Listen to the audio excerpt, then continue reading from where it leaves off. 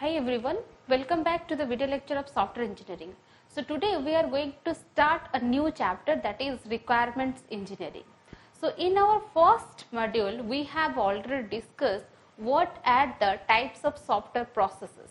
There are 4 types of software process. That means when we are going to develop a software, we have to follow some set of processes or we have to follow some set of activities.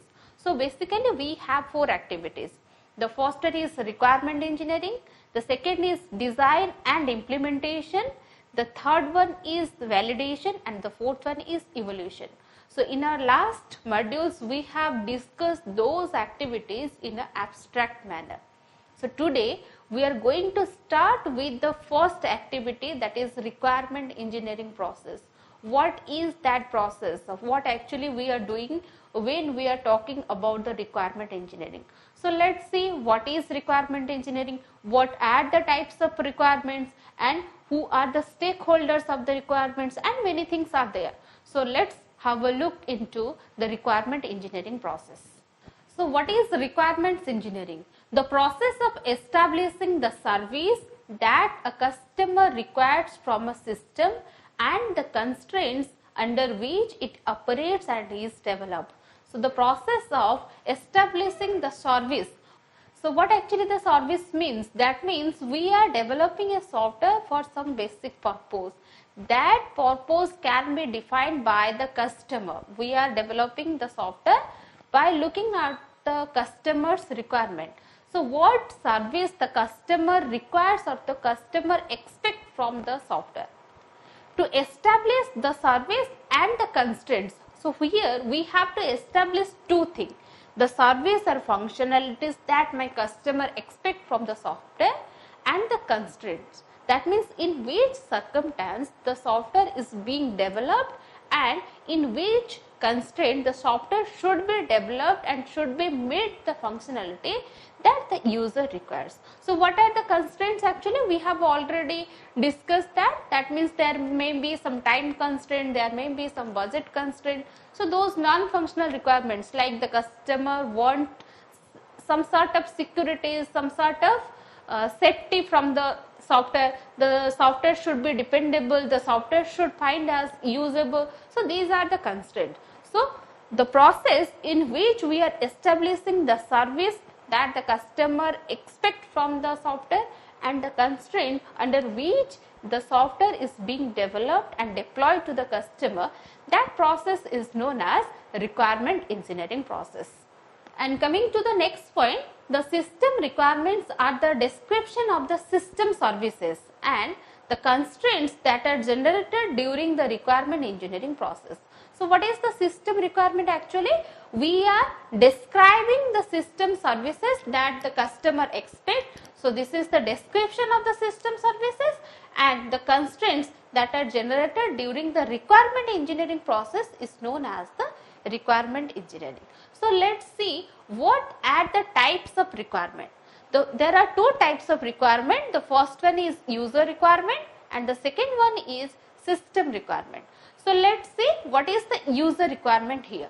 The user requirement means the statements in natural language plus diagrams of the service the system provides and its operational constraints. So that should be written by the customer. So that is what the user requirement.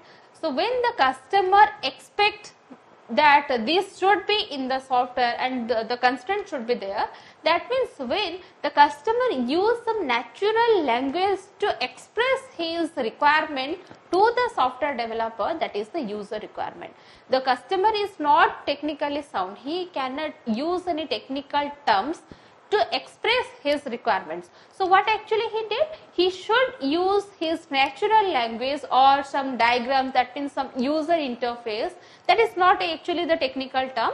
User interface means suppose I want to build a app, then I should, suppose I am a customer, I should draw a diagram of that app, like this is the subsystem, when I will click this subsystem I will go to there, and like that. So that is the graphical representation, that is not actually designed. So when the customer use some natural language or diagram to represent his expectation from the software and what are the constraints, like I have to pay only 20,000 for this app, so you have to develop the app within the 20,000 budget. I cannot pay you except than the 20,000. So that is the budget constraint. Like suppose the customer says that the software should be delivered within 2 months, so that is the time constraint. So all these things are the constraint. So when the customer use some natural language to express his expectation from the software, that will be the user requirement. But the software developer cannot develop a software by looking at the user requirement. Suppose I am giving a question that there should be a program like this. So that is not actually a proper way. I will give you some questions in your paper and pen or in a printed manner, then that will be very easy to develop a program for that, because you will look into the question and then you will write the program for that. But orally, if I am going to say you that you should to develop a program for this, so that will be very difficult. So like that, user requirement is a informal document between the customer and the developer. The developer cannot develop a project or develop a software by looking at an informal documentation. So there should be a formal documentation. So that is what actually system requirement. So in the system requirement, a structured document setting out detailed description of the system's functions, services and operational constraints, that is the system requirement actually. And the system requirement defines what should be implemented, so may be part of contract between the client and the contractor. So we already know that there is a system requirement. So that means what? The customer will express his expectation in a formal language or in an informal documentation, but we need a formal documentation for developing a software for that. That means that should be a structured manner, that should be well designed, there should be a clear description of what actually the function and the service and the operational constraint the customer expect from the software. So these are the difference. User requirement, you have to remember, user requirement means that is an informal document that should be written in a natural language or any diagram. But system requirement means that is a contract between the contractor and the developer, the customer or the developer. So that formal document belongs to what? That means each and every service, each and every function that should be well described in that formal document, and what are the operational constraint there, that also should be present in that system requirement. Why? Because we know that the requirement engineering process is what? To establishing the service and the constraint.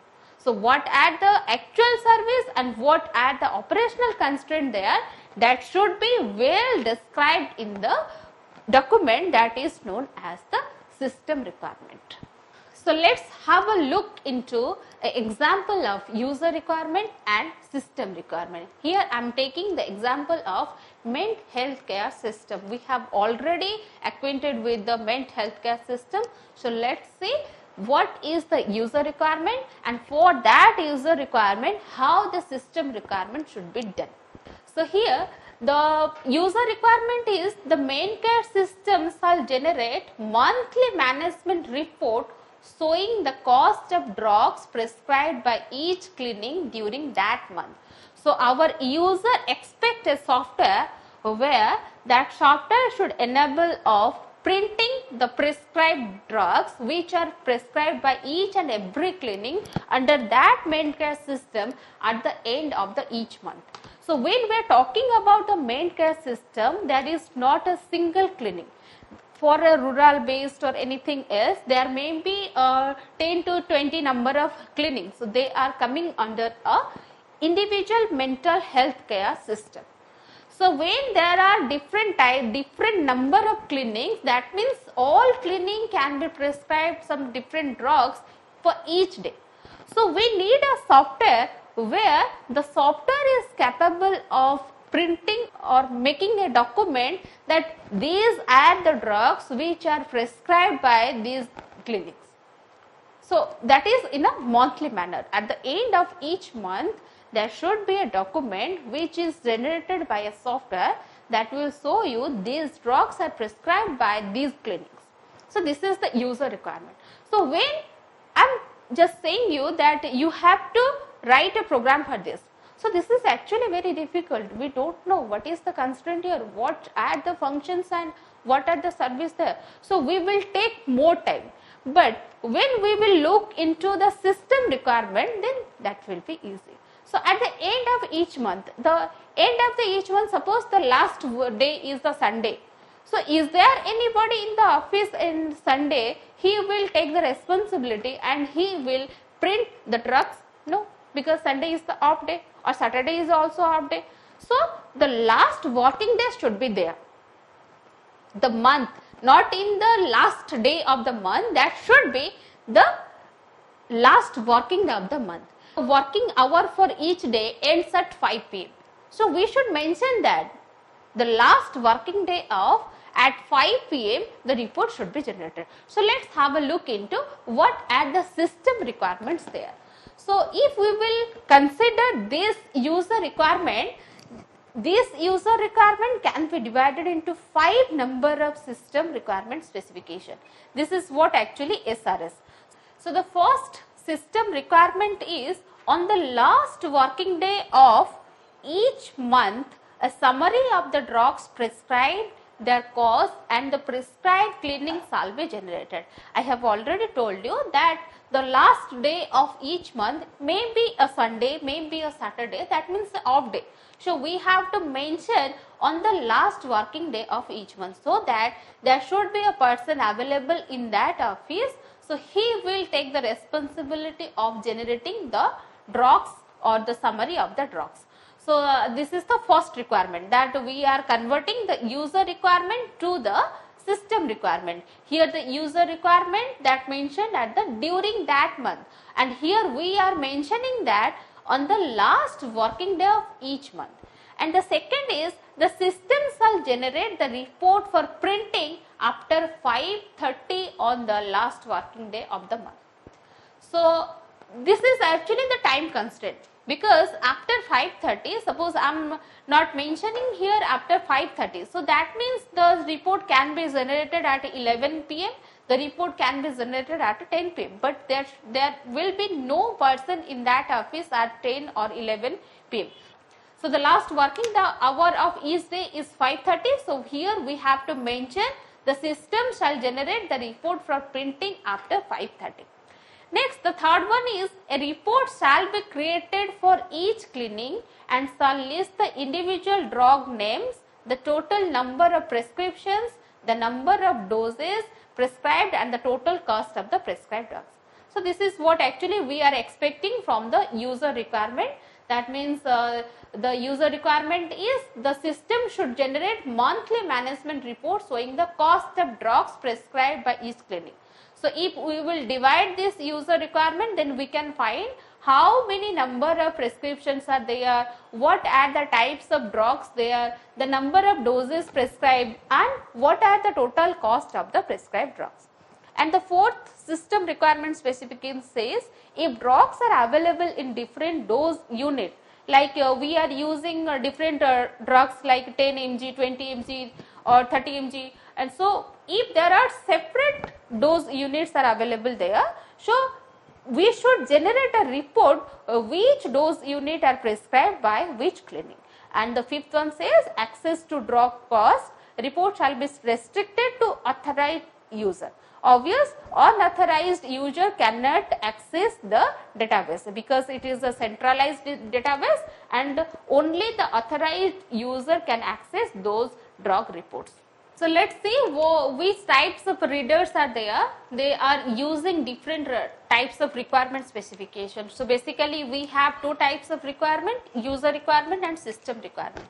So for the user requirement, the first one is system end user. So system end user is the one who will read both the document, the user requirement and the system requirement, because obvious the user requirement should be written by the system end user. So who is the system end user? That is who actually use that software. We have already have a discussion on that, what are the difference between the customer and the end user. So the system end user is only one who will use the software. So he will responsible for reading both the system requirement and the user requirement. User requirement will given by him, and the system requirement, when we will go for converting the user requirement into system requirement, so the system requirement will validated by the system end user. So the system end user is the reader of both user requirement and the system requirement. And the second one is the client manager. You can see here in the user requirement there are two readers, that those are client managers and client engineers. So what are the difference between the client manager and client engineer? So the client manager is there to look after the work. What is the work, how the work is going on, what is the progress there, and the client manager is responsible for the communication in between the customer and the developer, because we know that the customer can directly communicate with the software developer. So there should be a proxy. We are using the technical term, that is a customer proxy. So that is what the client manager. And the client engineers are those who are responsible for converting the user requirement into system requirement. We have already seen that there we have a single line of user requirement, and we are converting that single line of user requirement into 5 different number of system requirement. So the client engineer is there, he will responsible for converting the user requirement into the system requirement. And the last one is the system architect. So system architect is responsible for designing the system architectures. So he will read the user requirements to validate the system requirement is actually based on the user requirement or not. So coming to the system requirement, we have already discussed system end user, that system end user will validate that what are the requirements or what are the expectation from the software that is actually available in the system requirement or not. The client engineer we have already discussed, he is responsible for converting the user requirement into system requirement. So obvious, he will read both user requirement and system requirement. Next, system architect. Obvious, we will convert the system requirement into design. When we will go for the second phase, that is design and implementation, there is actually two phases: system design, implementation. So system design, for the system design, who will responsible? System architect. Then how he will convert the system design? Obvious, by looking at the system requirement. So system requirement reader should be system architect. Next is the implementation phase. So implementation means what? We are converting the design into coding. We are writing the program by looking at the design. So for the precaution basis, we have to look at the system requirement. That means, is the system requirement is correctly designed or not? There is the correct system architecture for the system requirement or not? So in the precaution basis, the software developer will also read the system requirement. So let's have a look into the system stakeholders. So any person or organization who is affected by the system in some way, and so who has a legitimate interest. So stakeholders, we have already discussed on that stakeholder, that any person who is directly or indirectly involved in the software development process is a stakeholder. Your end user may be a stakeholder, your software developer who is actually developing the software, he is also stakeholder. The client manager who is responsible for looking after the progress and what are the working principle there and all. So he is also a stakeholder. The client engineer who is responsible for converting the user requirement into system requirement, he is also a stakeholder. So any person or any organization who is directly or indirectly involved with the software development process, he will be a stakeholder. So what are the stakeholder types? We have end users who are actually using the software, the system managers, the system owners, and the external stakeholders. So let's take the example of Ment Healthcare System, and we will find who are the stakeholders there. So if we will take the consideration into the Ment Care System, the patient whose information is recorded in the system, he is a stakeholder because we are keeping all the record about a patient in a central database. Next, the doctors who are responsible for assessing and treating patients. So here we are talking about the main care system. So main care system means there are different clinics under a main care system. There is a central database, all the patients all over the clinics, the information about those patients are recorded in a central database, and the authorized people or the doctors, the nurses or the medical practitioners all have the access with that centralized database. So if we will find who are the stakeholders of the main care system, first we will find the patient, because we are keeping all the information about a patient into the central database who come to the clinic. Then second one is the doctor. They are using the central database for assessing the information about a patient before treating them. So the second stakeholder is your doctor. The third stakeholder is nurse, who coordinate the consultation with doctors and administrators some treatments. Next, the medical receptionist, who manages patient appointments, because here we are talking about the central database. The patient will take his appointment through online by accessing the central database. So medical receptionist is there who will manage the patient's appointment. So the medical receptionist is also a stakeholder of the main care system. Next, the IT staffs. Obvious, if there will be no IT staff, so this will be very difficult to maintain the main care system with a central database system. So there should be some IT staffs. They are responsible for installing and maintaining the system. That means after developing the main care system, there should be some IT staffs. They will install that system, and for the evaluation purpose, they should be there. That means in the maintenance phase, when we are spending the 70% of time in that maintenance phase, so that should be IT staffs. So obvious, the IT staffs are the stakeholders. The IT staff means what? The designer may be there, the architect may be there, the developer may be there, the test engineers may be there, the maintenance engineers may be there. So all those are the stakeholders of the main care system. So next, if we will go for further dividing the requirement, we will have two types of requirement, functional requirement and non-functional requirement. In our next class, we will go for that. Have a great time. Thank you.